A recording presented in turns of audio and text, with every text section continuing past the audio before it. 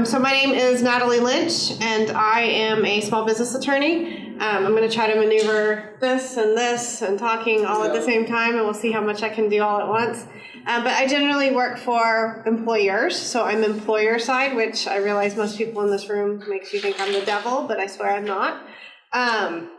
I think that I present as someone who is not able to use my computer.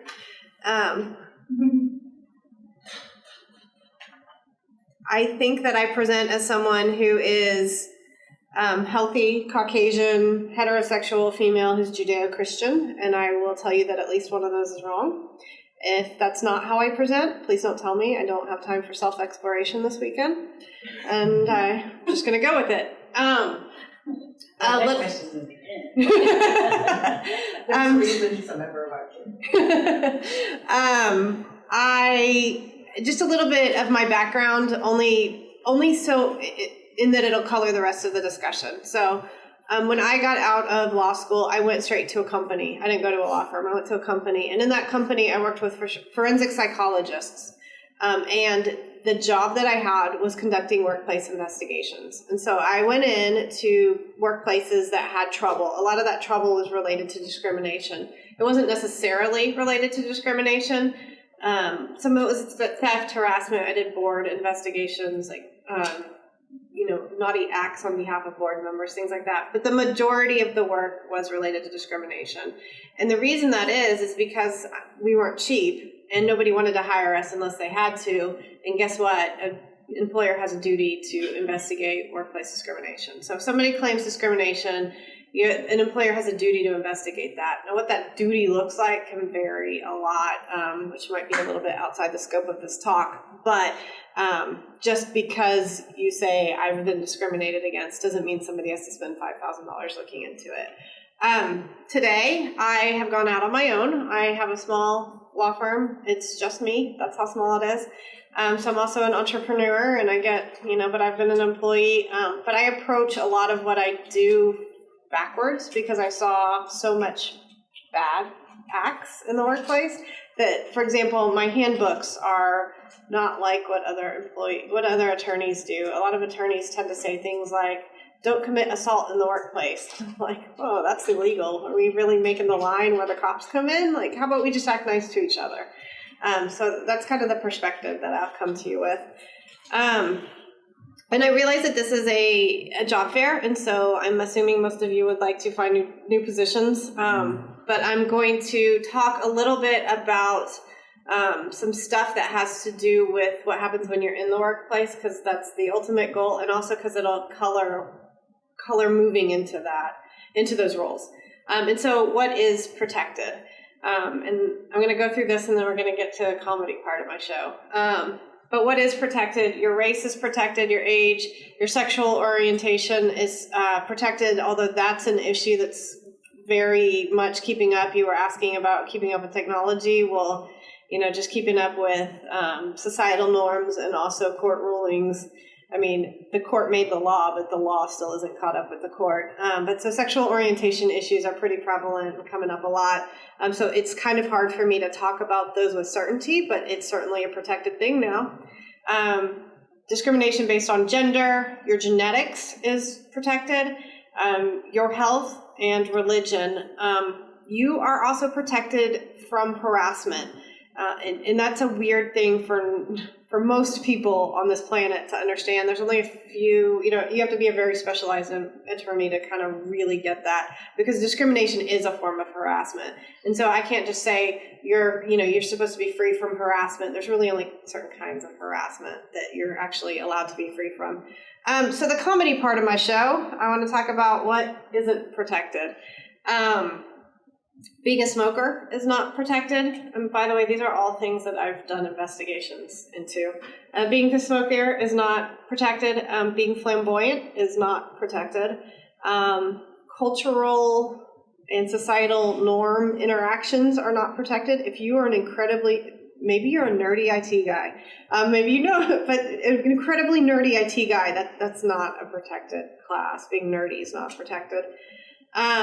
Being extremely sensitive to things is not protected. So for example, I did an investigation. A woman was very convinced that she was being wronged because she had to work in a shared space with a man. That was the end of the statement. That was her whole complaint, was that she was discriminated against because she had to work in a shared space with a man. And that's a highly sensitive thing. Perhaps that doesn't work for her, but that's not normal, and that's not something an employer needs to accommodate. Working for a jerk is not protected. It is completely legal to work for a jerk. You can be mean and cuss and do all kinds of bad things to every one of your employees so long as you do it to them evenly. It's totally legal. You can be discriminated against even if you have more tenure than other people. So tenure within a facility is not a protected class. Having political opinions or voicing your political opinions is also not a protected thing in the workplace unless you work for government. So yes, you have the right to go vote, and you can go vote for whatever idiot you want to go vote for, but your employer doesn't have to let you talk about it. They can say that they're only hiring Republicans or Democrats or whatever it is. That is something that they can act on and enforce in the workplace. You do not have a right to be paid fairly. You do have a right to be paid fairly in that if the payment schedule is based on one of the things that is protected, then that's protected. But other than that, I mean, if you're just not assertive enough to ask for equal pay, you don't get any protection. You're not given a blanket allowance for protected pay. These really did happen. You're not protected against being served food of a certain ethnicity at your workplace.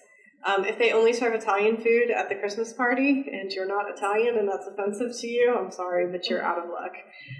If they only serve Asian food or whatever it is and you happen to not like it, maybe you should just bring a box lunch. That's not something you're protected from. You are not protected from being too sexy. That's also an investigation I've done. You can be as sexy as you want, but, if they tell you to go cover up, you need to go cover up. Again, that gets into sexuality and are you being treated differently because of your gender, but you don't have a right to engage in sexualized behavior in the workplace. And that may have to do with your dress, and it may have to do with your behavior or speech or whatever, but that's not a protected thing. You don't have a protected right to be young in the workplace. So age is something that can trigger protection, but youth is not. And I know as a society we've kind of flipped on that a couple of times, I think, but youth is not something that's protected.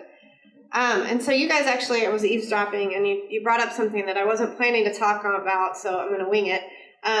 But so how do all these concepts come into hiring? And you guys were talking about resumes, and that's the part I hadn't planned to talk about. I had thought about talking through interviewing, but not so much resumes.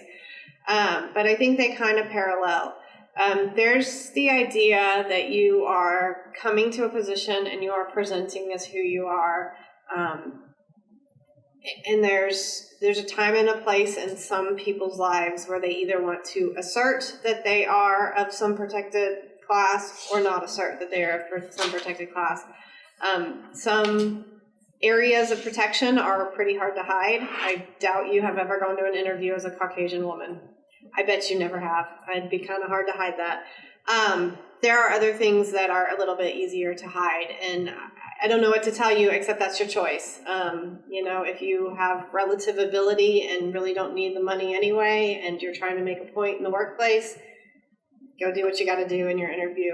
And part of the reason I say that is because while you are protected from discrimination in an in an interview setting, it is so hard to prove that case that the protection might as well not be there.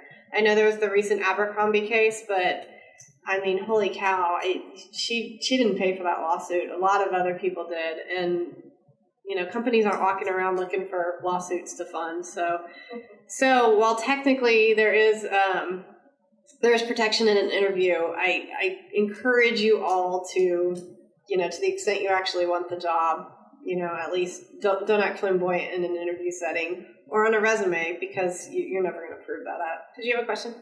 Yeah, I'm trying to get an example that would work for myself to understand what you're saying. So, I'm under the understanding that they can ask you if you have a high school education. They can't ask you when you graduated high school. Sure. Is that what you're referring to? Yeah, there can be things like that. So it would not be advisable for an employer to say, so what gender is your spouse? Or so, what does your spouse's skin look like? You have a spouse, right? Yeah. What? When you and your husband had children, what did their skin color look like? I mean, those kinds of awkward questions are certainly out of bounds. They're absolutely out of bounds. And, I'll challenge you. I mean, there's a time in some people's lives where they just need a job, and that's what they got to do. But if people are asking you questions like that in an interview, you maybe don't want to work there anyway. Some of the other things, and I mean, it's been in the news lately, but on a resume, if your name is Jose, do you put the accent mark on it or not? I mean, yeah, I can't change humankind, and there's nothing in the law that can make people act different. If you're applying to a majority white company and you know it, maybe leave the accent off your name if it's Jose. It's just preconceived notions, and we can't litigate away the way humans act, even though we can call you out on specific outward behaviors. Again, this isn't me saying something's right or wrong. I'm just talking about human nature. There's a practical side of the law, and then there's the things that are actually illegal. And the practical side is that humans are humans. So is it possible to okay, let me be specific. Sure. I went to an interview one time, and then the interviewer, it was two of them, they promised me the job. And then they promised me the job right there and then. They even showed me around where I was going to, where my office was going to be. And a few days later, I got a call that no, the job has been given to somebody else. Could I have done something about that? Probably not. Are you suspecting that had something to do with are you suspecting that was a discriminatory Yes. issue? Okay, and why do you think that? Because to begin with, the two guys that were interviewing were white. Okay. And to tell you, when I was there, I didn't see any. That doesn't mean that there weren't any African American working, but I didn't see any. Sure. So that's why I believe that. Okay, and I will, from a legal perspective, that's probably not enough. And I'm not saying you're wrong. I'm saying that it would require further investigation to work that up. And I want you to think through what it takes to work that up, because it would require hiring an attorney, paying them by the hour, collecting records, paying an attorney to look through the records. And so you actually bring me to one of the next things I wanted to talk about, which is the decks are stacked if you're trying to move into a role as somebody who presents as a minority. I mean, this is the human side of it. I can tell you it's illegal. I can tell you it's ethically wrong. I can tell you God hates it. And it doesn't matter what I tell you. Human nature is human nature. No, the job I was interviewing for, I am qualified for that job because Sure. I'm fully qualified. I had all the requirements. That wasn't a question at all. So, sure. And so the analysis that would happen if you wanted to pay somebody would be, we would look at all the applications. We would look at the qualifications for the job, compare that to the applications. Some attorney would wipe all the names off the top, line up all the qualifications in a spreadsheet, and they would say who was the most qualified and why wasn't that person hired. There's also all the sort of nebulous things like your personality. Did they think you were very articulate? Did they like the color tie you were wearing? Did they think that you were going to show up early every day or late every day? I mean, there's a lot of nebulous things that people can get out of. And hear me saying this as an employer side attorney. So one of the other topics I wanted to talk about is that one of the things that I run into a lot, and particularly since I'm home back in Texas, as opposed to when I worked in Colorado for a while, people who are from other places, and I don't just mean, I hear you having an accent, I don't just mean other countries, but from other places besides Texas, come to Texas with a lot of preconceived notions. And so let me just talk through some of those. Texas is very anti-union. Texas is very pro-employer. It's also one of the reasons we're one of the strongest economic states in the nation. I mean, just, it is what it is. You and I aren't going to change it, so it just is what it is for this room. But that does mean that, yeah, they can take your job away from you before you have it. It means they can take your job away from you after you have it, so long as it's not for a discriminatory reason. Attorneys say all the time, employers can fire you for any reason or no reason at all, as long as it's not discriminatory. Literally, if I don't like your tie, I can get you out of here.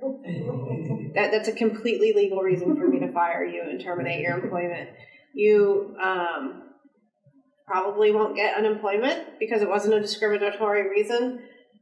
The other category of people, aside from people from other places, again, I'm thinking specifically of like Northeast, where there's a lot of unions, but people that come out of a teaching environment, because in Texas teachers have unions, and so there's some remnants of that kind of get into people's perspective.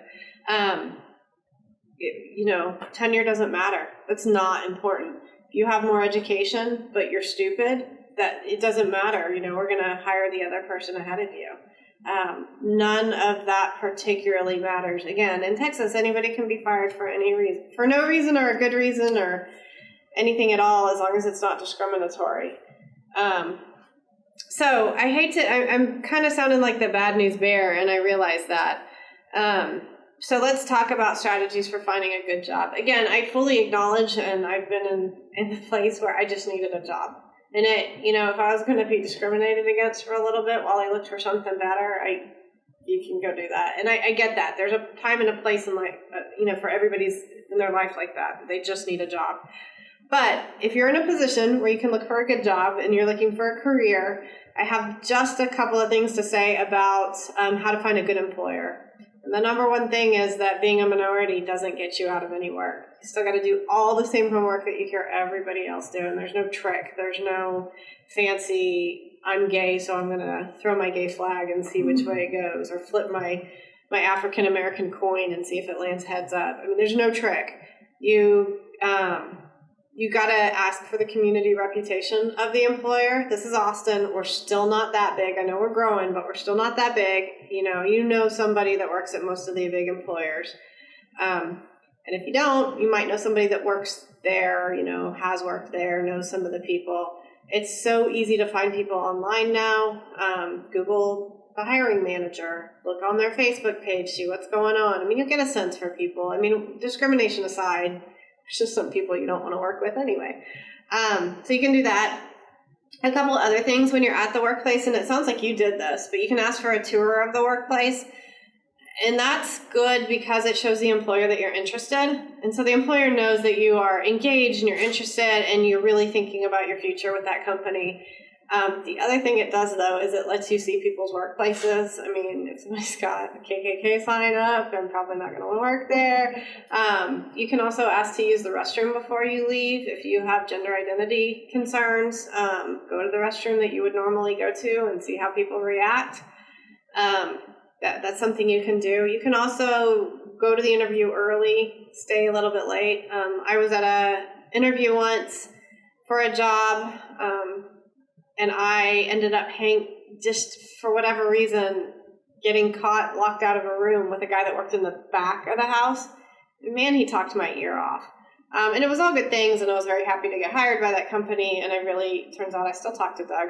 I don't work there anymore, but I still talk to Doug. But it was very insightful. Like, I saw the kind of people. It was outside of an interview environment.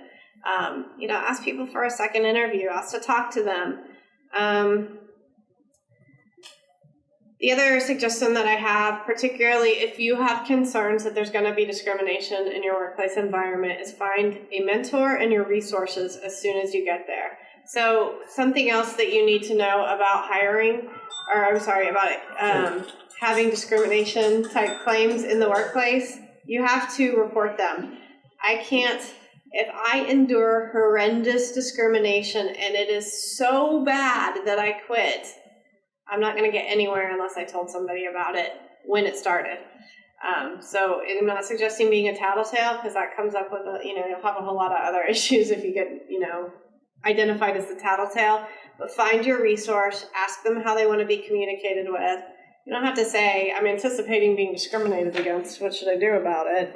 But you can say things like, oh, hey, are you the person I ask about anything? Like, I don't know, I don't have any scissors. Are you the person I'm supposed to ask about scissors? No? Okay, well, who is that person, and what kinds of things do I talk to what person about? But again, circling back to discrimination, you absolutely cannot bring forth a claim unless you have reported that claim. And you have to report it the way that you're supposed to report it, which generally means looking at your handbook. I don't care what your manager said. You need to do it the way the written document said, because those are the documents that will come into court. And if you have inconsistent messaging, your manager told you to report to one person and the handbook says the other, you need to do both. I'm not saying you got to tattletale every single day, but you got to at least get that claim put in.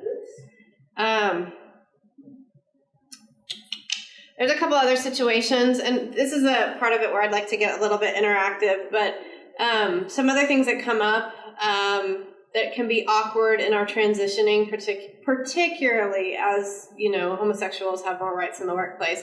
But, for example, room sharing during travel, that can be awkward because generally they put girls in one room and boys in another, and they tell you we can't afford more hotel rooms. Well, guess what? If I'm a lesbian and you are stereotyping that I like boys but I don't, then you're discriminating against me. And so you need to have that conversation with the person that you've identified as your resource. Some other things that come up are restrooms. Again, you need to do what you need to do in the way that you are supposed to do it, and I think only you and God can figure that out. But you've got to have access to the restroom that you need to use.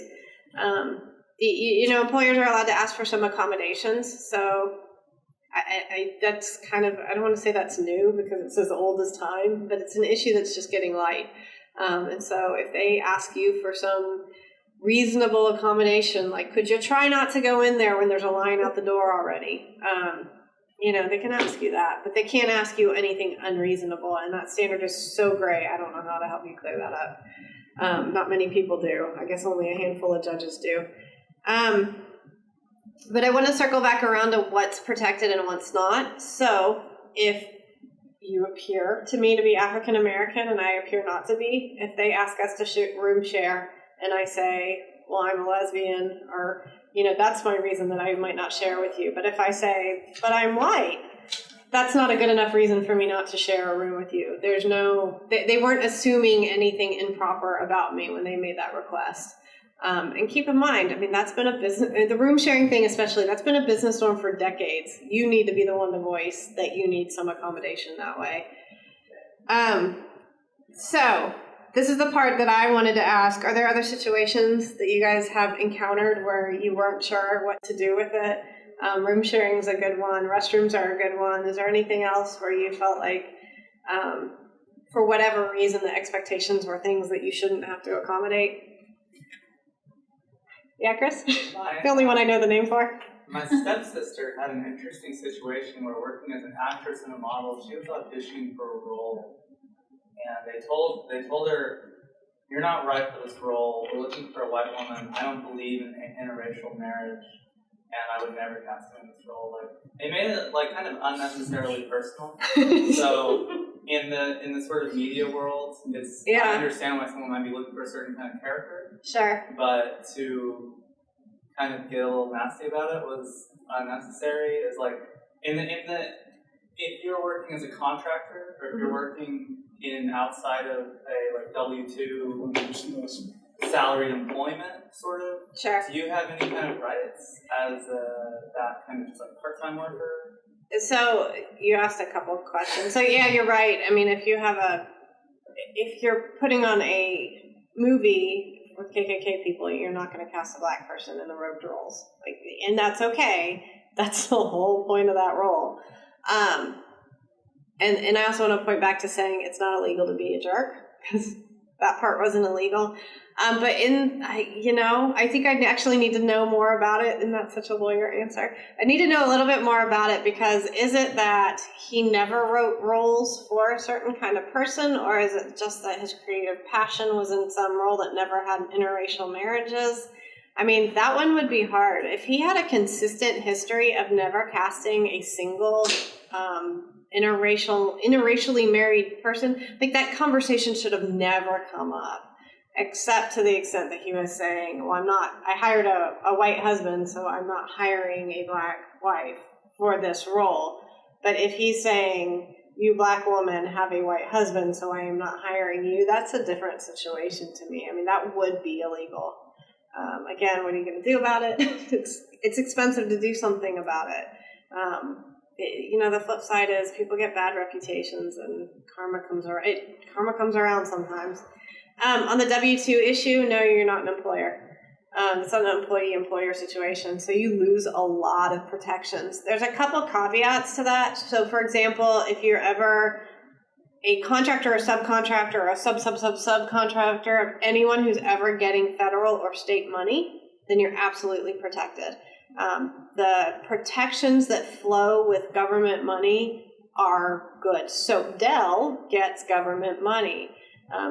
Companies get federal grants to do this and that research. I mean, you shouldn't assume because it's a private employer that they don't have some other financial trigger that is then requiring them to behave in a non-discriminatory way. So, yeah, Chris, I hired you to come here, and so you're not my employee, you're my W-2, but if I was receiving federal funds for what I was doing, I could not then discriminate against you.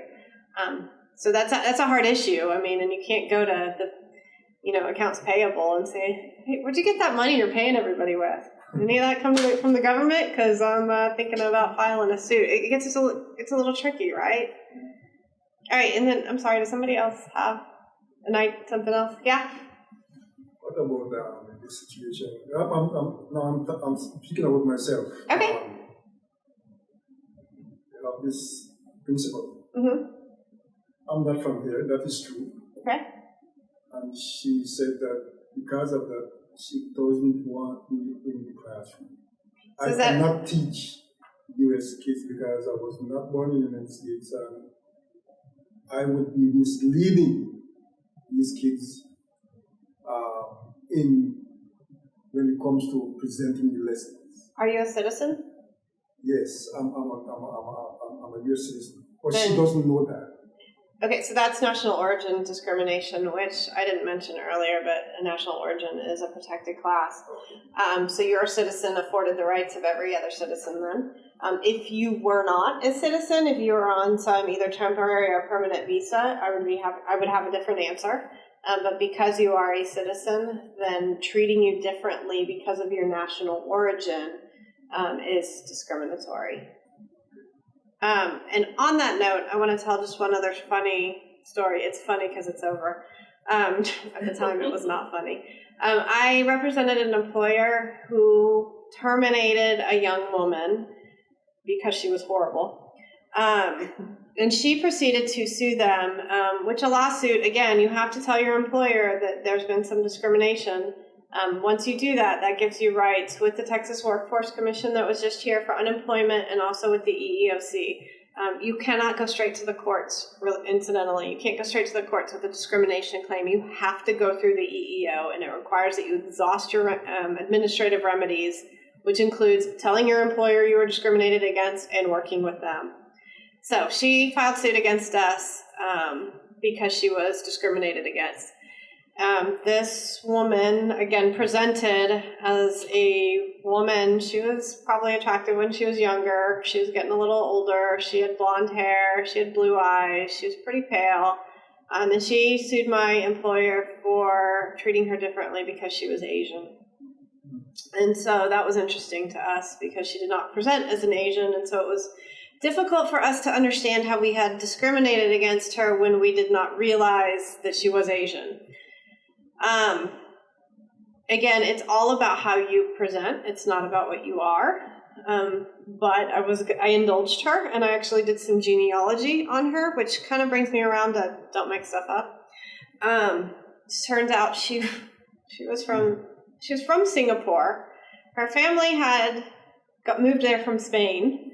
Her mother's name was Bonita, and her grandmother's name was Bonita, and she'd moved over here and married another Caucasian man in a rural part of the U.S., and there's a term for what she was, but I'm not going to repeat it. You can all imagine what she was. She was very Caucasian, with European descent. And so we get in a room, and I sit there, and I present to her family tree, and she's shocked. I'm not sure if she just didn't know that she wasn't Asian, or if she didn't know that I would Google her last name. I mean, it's all on Ancestry, right? Mm-hmm.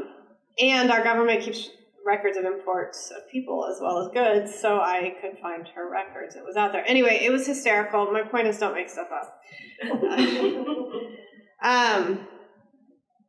All right, if you guys have no other examples, I have a couple more. Some other things that come up are benefits, and this is, again, an evolving thing. This is even less than a year old, but, homosexuals get benefits for their spouses, and now we have a proper categorization of spouse.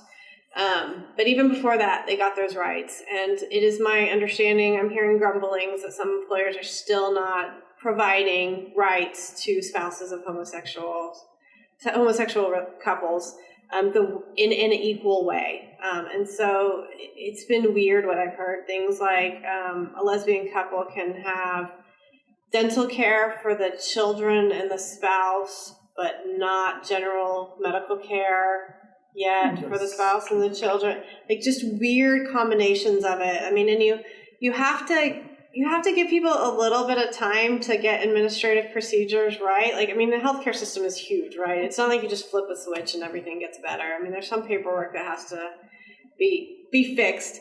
They need to make remedies in the meantime, but, be a little bit flexible. Missing work. Again, this comes in for homosexual couples a lot. I can't miss work because my wife is ill. And why did I have to explain that to you? I shouldn't. I should say my spouse was ill and I get to miss work. When it gets into a bigger discussion about I didn't know you were married, one caveat to what I'm about to say, you do usually today have to present some documentation that you are in fact married. It's harder for older married couples because I don't know where that stuff is anymore. Thank God I'm self-employed. But, the first time you go to a big company and you need benefits, they will often ask you for evidence that you are married. And that's legal as long as they're asking everyone for documentation that they're married. And I don't actually think this is an issue particularly related to homosexual couples. This came in a lot with people just hooking up for a couple of years. They just didn't want to there's a lot of expenses on the backside related to providing a girlfriend with medical care, and then you have a new girlfriend, and then you have a new girlfriend. And so they were asking for documentation. But the way it manifested into a troublesome situation is prior to the ruling that homosexual couples could have a proper marriage. There are still employers who are not providing that properly. Is that because they don't want to change? I know it will be expensive to change all these the laws are set to change those, because the administrative part of it has to be, written up again and stuff like that. Yeah, I mean, there's computer programming behind it. There's medical records programming behind it. A lot of it's very technical, administrative expenses. And that's why they've stalled because, in essence, I think they will lose because the Supreme Court has already passed that law. Yes, they would lose a case. And I don't mean to make excuses for people who are discriminating. However, what I'll say is, if I have a largely homosexual workforce, and so previously my body of employees was let's even say employees and spouses. Like, let's say I had 50 people that I was providing benefits now, but now I have 25 more because I now have to recognize a certain kind of marriage. So now I have 75 people, and I go to my broker and I say, I need medical care for everybody again. They're going to say, thank God I needed a raise. So now we're charging you 8 times as much, even though you only added 25 people. There are some financial things, and it's not always nothing's black and white, right? Mm-hmm. Discrimination is the grayest thing in the world. Correct. And at some point, you make a more likely than not determination, and that's what the courts decide. So have you guys ever, there's a couple of people in this room that might be better at answering this question, but have you ever encountered cultural assumptions that you thought you had a right to express in the workplace, or that somebody else tried to express in the workplace? This comes up sometimes with prayer time. Hygiene comes up as cultural norms that are not particularly different. Incidentally, you do not have a right to be stinky, especially at my workplace. I can require you to engage in hygiene habits without discrimination, again, so long as, and you want to always boil things down to a calculated thing. Like 3 people complained about him being stinky, and I have a rule that after the first stinky complaint, I ask the employee to bathe more often. As long as you're doing that for everybody, regardless of how they present, then you're fine, and you can make that requirement. And I'm sorry, I think a couple of people had questions, and I talked right through you. Well, my question was I understand you represent the employer and there's no way to deal with jerks, but how do we protect ourselves? Again, I think you get yourself into as best a situation as you can. I say that knowing that's a very hard thing to do. I mean, frankly, I started my own company because I was sick of it.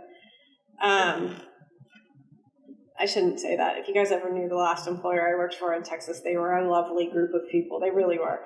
But the reporting, you've got to report. You have no claim, and I know it's painful, and I know nobody wants to say, look, I have this really awkward situation, and I need to talk to you about it.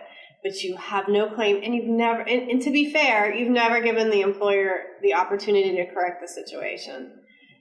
Giving the employer an opportunity to correct the situation also gives them the opportunity to be a bigger jerk. But, now they're on notice. They're on notice and they have a duty to investigate. And now you know that employers have a duty to investigate. So let me segue on that one more, because I bet I know what you're going to ask. What does a duty to investigate look like? So an employer, if they have notice that someone perceives that they've been discriminated against, they have a duty to investigate. And that can mean a lot of different things. It can mean I go and say, hey, what's going on? How you doing today? Everything okay? I heard some grumblings. You good? Mm. That can be an investigation. Now, based on the seriousness and the credibility of the claim, that might not be okay. When I did an investigation, it meant that a third party was coming in. I never worked for the company that I was investigating. I would interview at least the accused, the reporting party, the accused boss, which might be the accused, the reporting party's boss, and any witnesses. And so I would also look at records. I would look at your personnel record. I might look at your time stamps if that was relevant. I think when you badged into the building, if that was relevant to what was going on. That's on the outside of what an employer will do. I mean, that's expensive. I mean, that's like $10,000 a pop expensive. That's a lot for most companies. So what a normal investigation looks like is an HR manager that took a class sometime in 1982, trying to recall what they learned in that class and pulling you aside in the cafeteria and saying, hey, what's going on? Do you feel safe? Why did that happen? Okay, I'll talk to them. And the other thing that's really frustrating is that you don't necessarily have the right to know what kind of an investigation occurred. You now know that you deserve an investigation, but you don't get to know what that looked like. You don't get to know how long I talked to somebody, who I talked to, and what I concluded, which is an incredibly frustrating thing. But we're in Texas, and that's how that goes. So if you were put on, I remember this teaching assistant, she was put on administrative leave, and I was working with her, and nobody knew where she went. Mm-hmm. I mean, it was when she came back, and then she said, I was on administrative leave, they put me on administrative leave, and then there was an investigation. I said, there was an investigation, but nobody talked to anybody here. Because They might have. They would have asked that you, and this is actually a change in the law recently, so I don't know when that happened, but it used just to recently after. It used to be that I could march in and say, I'm going to interview you. Don't you say a word about it. You keep it quiet. I'm not allowed to do that anymore because of the concerted activity protections that we do afford people. So if I went in and I slapped you and then I said, you better not tell anybody about it, and then I slapped the next person, I mean, we have a problem, but I told you we're not allowed to talk about it. And the labor department's come in and said, you can't do that. So people are allowed to talk about it in the workplace, the investigations that occur now. I would still advise you to be professional about how you conduct that because it turns into gossip real quick and I can fire you for gossip. But the other thing about the scenario you talked about is that within an employment situation, it is very different. You have a negotiated agreement where the employees have more rights. I mean, I know there's like a no tolerance policy when it comes to treating children poorly, but teachers have more rights than most people. They do have the right to an administrative investigation. Other people, it's just, hey, how you doing? Investigation. Okay, get out of here. So in an employment situation, you have different and more rights, but again, like you talked about, you got to get into the workplace first. Does an investigation has to be by face-to-face, or it could be by phone? I'm sorry? No. Does the investigation has to be by phone, face-to-face, or it can be by phone? You can call and ask? No, because the investigation needs to be reasonable. It needs to be reasonable both to the employer and the employee, and flying me across the country is not always a reasonable expense. I did a lot of interviews on the phone. Some employers, they've actually engaged in such systemic discrimination that the labor department comes in and sues them. That's fun. And it is fun for me because what happens is they say, you're horrible. And so what we're going to do is we're not going to drag you through the courts, but you're going to agree to investigate do a real investigation of every time somebody complains about discrimination. And so they have to lay out at least 3 interviews by a neutral third party. It's going to have a report that has a header and a body and a conclusion in it. And so firms like the one that I worked for when I first got out of school follow those DOJ investigations, and we try to get it. So we had 2. We had one in a blue-collar automotive environment and one for a restaurant environment. Because restaurants have a right to not be discriminated against because they're in interstate commerce. If you eat at a restaurant, you have better discrimination protections than if you're at work. But so we did a lot of telephone interviews, and that's not a strictly employment thing. Well, even in the automotive thing, we did a lot of interviews. But you got to look at the sophistication of the employees. If somebody is not very articulate, if somebody has a disability that makes it hard for them to talk on the telephone, that's not an appropriate investigation, and I better fly out there and go see them. No. Anybody else have any other questions? All right, we bounced around a little bit. Let me just eyeball this real quick and make sure I covered everything. All right, so guys, I know I was the bad news bear. I know it. You were. I want to agree with you. I know I was. Hopefully nobody ever has to deal with these things again. I mean, I know I have. I know people do. But I hope nobody ever does again. And I hope you know a little bit more about what you should do or could do to get away. I think it's getting better. I do. I don't see it as much. But, there's always going to be jerks out there. And for whatever reason, they get promoted. You promote your problems, and then they're managers. I know it. So sorry to be the bad news bearer. You find your place. You keep looking. And maybe that means you have to be in a bad place for a little bit, but you just keep looking. All right, that's all I had. Thanks, you guys. Thank you.